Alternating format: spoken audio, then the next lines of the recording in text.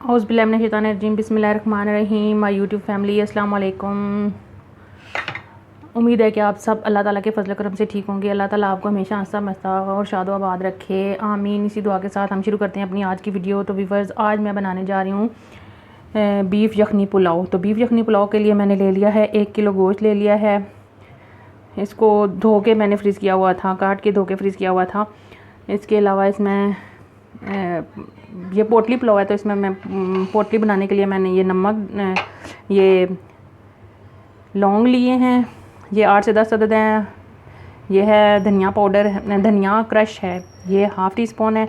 2 बड़ी वाली इलायचियाँ ले ली हैं और 1 टीस्पून इसमें मैं डालूँगी मिक्स मसाला, गरम मसाला है। और नमक इसमें वैसे मैं डालूँगी, पोटली में नहीं डालूँगी, ऐसे ही डाल दूँगी। और 1 प्याज लेके उसको मैंने ना उसके 4 पीस कर लिए, ये भी इसमें जाएगा। और 4 से 5 अदद लहसुन की जवे इसमें डालूँगी। तो सबसे पहले मैं ले लूँगी एक कुकर ले लिया है। इसमें मैं ये गोश्त डाल दूँगी। बिस्मिल्लाहिर्रहमानिर्रहीम। इसमें डालूँगी मैं ये प्याज और 4 से 5 अदद लहसुन के जवे डालेंगे इसमें साबुत। पोटली बनाने के लिए मैंने कपड़ा ले लिया, इसको मैंने धो लिया, ये मलमल का कपड़ा है।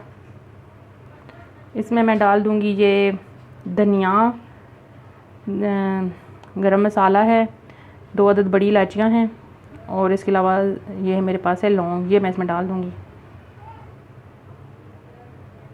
ये पोटली में मैंने डाल ली हैं, इस कपड़े में डाल दिए हैं। इनको बांध लूँगी धागे से या ऐसे ही कपड़े से ही, कपड़े को ही बांध देंगे। ये पोटली मैंने बना ली है, इसको हम इसमें डाल देंगे कुकर में और नमक भी इसमें डाल देंगे। बिस्मिल्लाहिर्रहमानिर्रहीम। और अब हम पानी डाल देंगे। बिस्मिल्लाहिर्रहमानिर्रहीम। पानी डाल के इसको हम 15 मिनट के लिए प्रेशर में पकाएंगे।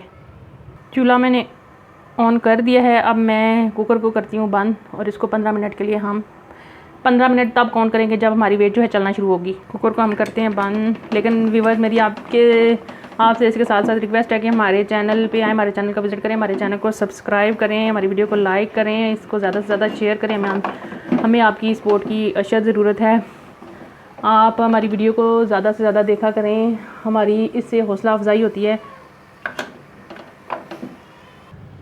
तो व्यूअर्स, 15 मिनट गुजर चुके हैं। मैंने जो है ना कुकर को खोल के चेक कर लिया है, गोश्त गल चुका है। तो अब मैं कुकर को उतारती हूँ चूल्हे से और चावल जो है ना बनाने के लिए देगचा चूल्हे पे चढ़ा दिया है चावलों के लिए।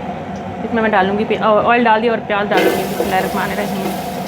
और इधर मैंने जो है ना बोटियों को यखनी से अलग कर लिया है और ये पोटली है, इसको मैं ना चम्मच के साथ अच्छी तरह से ना दबा के निचोड़ लूँगी ताकि जो अरोमा है ना सारे मसालों का इसमें आ जाए।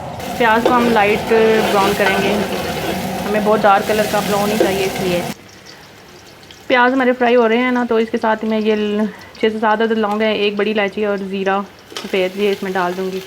इस स्टेज पे ये सारी चीज़ें इसमें डालने से इसका जो अरोमा है ना जो बहुत ही अच्छा आता है गरम मसालों का। प्याज हमारे फ्राई हो चुके हैं, लाइट से हमने इसको गोल्डन करना था। अब इसमें डाल दूँगी ये लहसुन और अदरक, ये मैंने चॉप कर लिया है।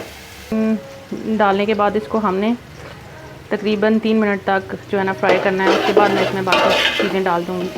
तो व्यूअर्स, अभी इसमें मैं डाल दूँगी टमाटर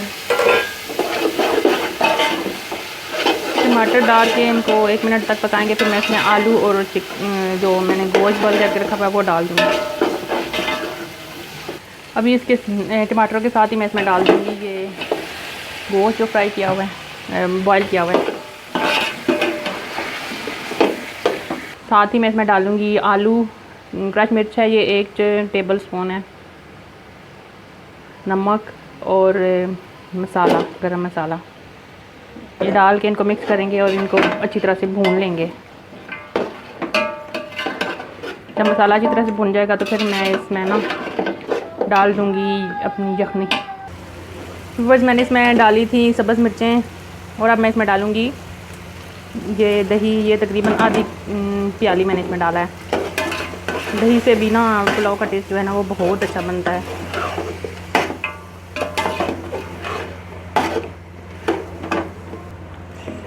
दही डाल के इनको अच्छी तरह से मिक्स कर लिया है। अब हमने इसको इतना भूनना है कि पकाना है कि ताकि हमारा जो ऑयल है वो अच्छी तरह से इसमें से निकल आए।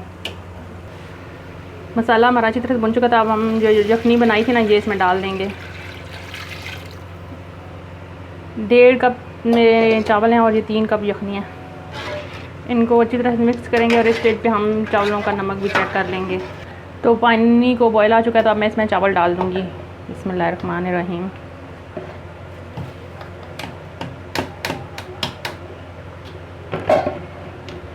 चावल हमेशा सेंटर में डालने चाहिए देख के, और इतने ना 1-1 इंच ऊपर हों तो इसका मतलब है कि हमारे यहाँ जो पानी है ना परफेक्ट डला है। इतने इससे चावल जो है ना वो बहुत अच्छे पकते हैं। हम इनको अच्छी तरह से मिक्स करेंगे और फिर पकाएंगे। अब हम इनको पलट लेते हैं, मतलब हिला लेते हैं।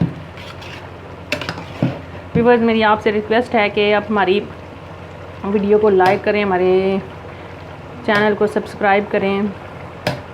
इससे हमारी हौसला अफजाई होती है और आपकी तरफ से हमारे लिए ये एक गिफ्ट होता है कि आप हमें पसंद कर रहे हैं। हमारी वीडियो को शेयर किया करें, हमें ज़्यादा से ज़्यादा सपोर्ट करें, हमें आपकी सपोर्ट की अशद ज़रूरत है। तो व्यूअर्स, चावलों का पानी जो है ऑलमोस्ट खुश्क हो चुका है, तो मैं अब इसको यूँ करूँगी, इसमें केवड़ा एसेंस के चंद कतरे डालूँगी और इनको दम पे लगा दूँगी। इसमें हम डालेंगे केवड़ा एसेंस, 2 से 3 ड्रॉप इसमें डालने हैं। और अभी मैं लगता है पुलाव को दम पे तकरीबन 15 से 20 मिनट के लिए। तो मिलते हैं 20 मिनट के बाद। तो व्यूअर्स, 20 मिनट गुजर चुके हैं, मैंने चूल्हे को बंद कर दिया। अब मैं दम उतार के देखती हूँ कि हमारे चावलों का दम हुआ है या नहीं।